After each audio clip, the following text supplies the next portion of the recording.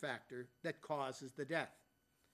To relieve a defendant of criminal liability, the only cause, he only need be a substantial factor, which it's a very telling statement. His own words. Ladies and gentlemen, the evidence in this case is overwhelming. The evidence in this case is abundantly clear that Conrad Murray acted with criminal negligence, that Conrad Murray caused the death of Michael Jackson. If he wants to say it was, he couldn't do it at the same time, then you put it on instances. Deceived, lied. This is where propofol is used, not here, not in an upstairs bedroom, without any of such necessary equipment and care. He checked it with the pulse oximeter, but he physically checked it as well. Conrad Murray looked out for himself and himself alone. He wanted this. He chose not to keep medical records because he didn't want to document this pharmaceutical experiment he was conducting. And that is what it was. There was no precedence for this.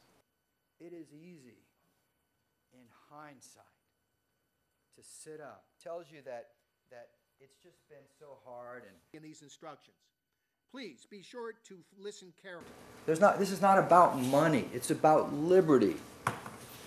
And for a crime to be proved, drip than what Dr. Murray gave Michael Jackson absolutely would not have harmed him without an unusual and intervening circumstance. They want you to convict Dr. Murray for the actions of Michael Jackson. They just don't want to tell you that. It takes 2 months for him to talk to the police. She just conveniently remembered. I want you to remember a drug, not a controlled substance. But there's a list of doctors that said no, because that would be dangerous and harmful. And there's one doctor that said yes. For $150,000 a month, yes. Do not form or express an opinion about the issues in this case unless you are substituted for anyone else to speak to them upon any subject connected with this case, except by order of the court.